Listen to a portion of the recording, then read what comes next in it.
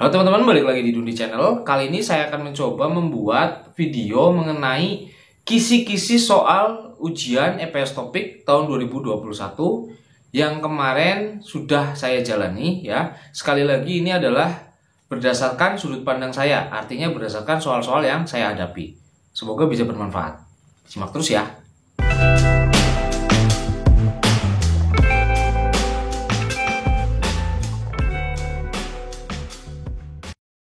Oke, jadi yang pertama, di sini sudah saya catatkan supaya runtut sesuai dengan apa yang saya ingat saja ya. Tentu saja saya tidak bisa mengingat semuanya secara detail satu persatu. Jadi sesuai dengan yang saya ingat.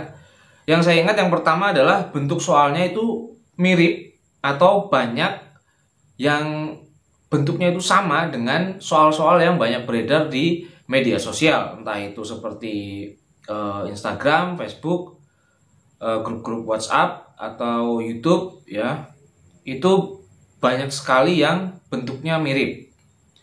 Lalu yang pertama saya hadapi itu adalah soal reading. Jadi di soal reading yang pertama saya temui ketika saya membuka halaman komputer itu, yang pertama adalah soal gambar. Gambar yang paling saya ingat itu di nomor 1 adalah seperti seorang bapak-bapak yang sedang menyebarkan menyebarkan jaring atau mengangkat perangkap ikan lah kalau nggak salah. Itu yang paling saya ingat, itu cuma satu gambar itu aja. Habis itu saya nemuin soal garis kosong ya. Jadi setelah nemuin gambar itu, saya nemuin soal garis kosong.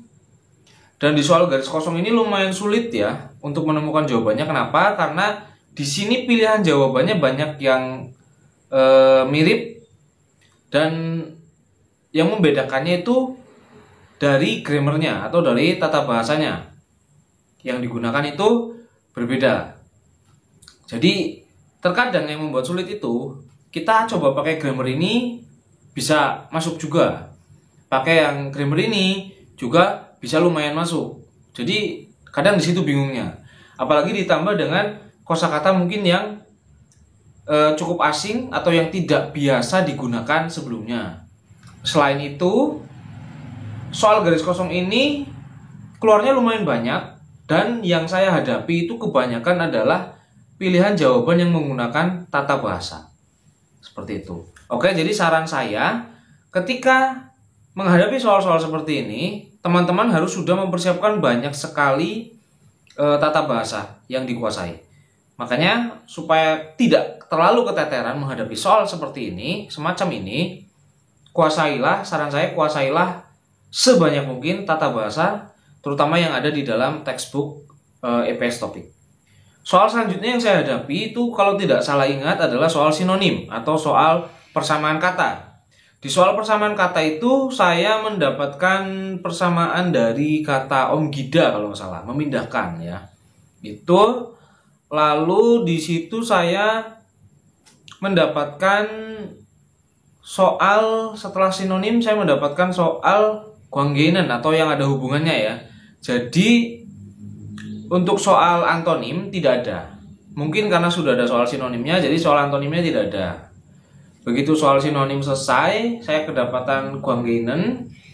Saran saya untuk dua model ini, sinonim dan guanggeinen, itu teman-teman harus menguasai banyak sekali kosakata ya. Perbanyaklah kosakata mengenai sinonim, antonim, dan guanggeinen. Itu saran dari saya supaya tidak terlalu kesulitan untuk menghadapi soal semacam ini ya. Masing-masing satu, dari sinonim keluar satu, guanggeinen juga keluar satu. Nah, setelah soal itu, kalau tidak salah ingat, saya mendapati soal-soal cerita panjang ya. Ini juga saya dapat lumayan banyak, dan saya butuh waktu untuk mengulang bacanya ya, karena memang ada kosakata yang menurut saya asing atau yang saya jarang dengar, jarang baca.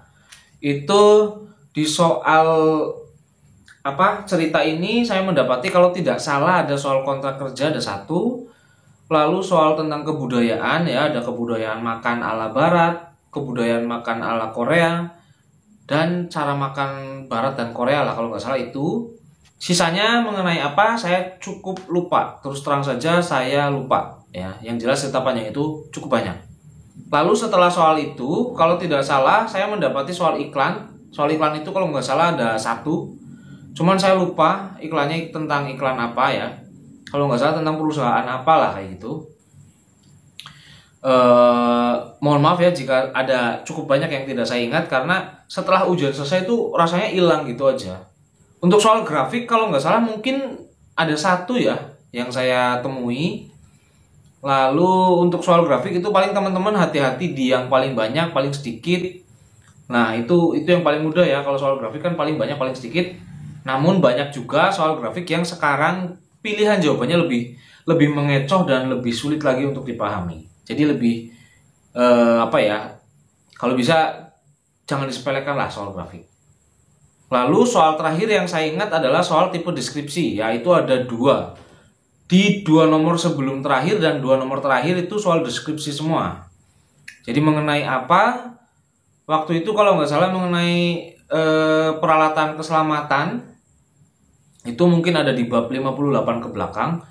Sama satu lagi itu mengenai profesi. Ya, misalkan adalah seorang pegawai negeri yang tugasnya merapikan lalu lintas, jawabannya polisi. Seperti itulah, kurang lebih begitu. Untuk soal deskripsi itu adalah termasuk menurut saya tipe-tipe yang sulit ya. Karena bahasanya juga banyak yang asing di soal-soal tipe deskripsi, biasanya banyak yang asing ya. Jadi teman-teman sering-sering aja latihan tentang soal deskripsi. Lanjutannya adalah tentang soal mendengar. Soal mendengar yang saya ingat itu yang pertama itu memilih yang didengar, memilih tulisan dari audio yang kita dengar. Itu entah 2 nomor atau 3 nomor lah yang keluar. Lalu setelah itu ada soal gambar juga. Terus terang saya agak lupa gambarnya apa. Kalau nggak salah itu tentang seperti batu bata dan alat-alat kerja lah gambar-gambarnya itu. Terus habis itu ada juga mengenai jam nggak keluar ya. Di soal mendengar saya soal jam tidak keluar. Tapi untuk soal tanggal keluar. Seperti itu. Lalu yang paling mengecoh itu adalah soal mencari tanggapan dan soal cerita panjang. Apa itu soal mencari tanggapan? Misalkan kita diberi ucapan selamat ulang tahun ya, tanggapannya ya terima kasih. Yaitu adalah soal mencari tanggapan. Soal-soal mencari tanggapan itu keluarnya lumayan banyak dan jawabannya lumayan mengecoh. Jadi banyak sekali jawaban-jawaban yang mengecoh di soal mencari tanggapan dan juga di soal cerita. Kita dengerin cerita dulu, pertanyaannya apa, jawabannya yang mana, itu banyak sekali yang mengecoh. Jadi teman-teman hati-hati di situ ya. Untuk kecepatan soal mendengarnya sendiri tidak terlalu kenceng ya, jadi lumayan pelan. Cuman ya itu jawabannya pilihannya mengecoh. Cuman untuk di soal mendengar di awal-awal itu pergantian nomornya cukup cepat, cukup singkat. Mungkin kita hanya diberi waktu 4-5 detik untuk memilih jawaban. Jadi jangan sampai teman-teman lupa memilih jawaban karena terlalu fokus mendengarkan. Kalau bisa segera klik jawaban yang teman-teman yakini ya sebelum ganti ke nomor selanjutnya. Karena kalau sudah ganti ke nomor selanjutnya itu nggak bisa diulangi lagi. Berbeda dengan soal membaca. Kalau soal membaca bisa kita ulang-ulang selama waktunya masih ada. Tapi kalau soal mendengar nggak bisa. Seperti itu. Lalu untuk soal gambar yang pertanyaannya ini apa? Atau ini dipakai untuk apa? Lalu orang ini sedang apa? Itu kalau nggak salah masing-masing keluar satu lah. Lalu soal yang selanjutnya yaitu soal mengenai satuan ya. Ya seperti jumlah.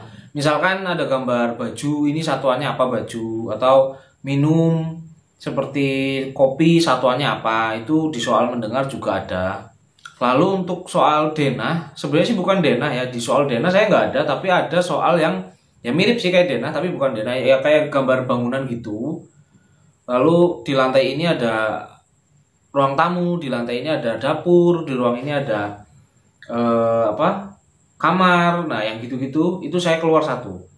Jadi misalkan pertanyaannya kamar ada di sebelah mana, atau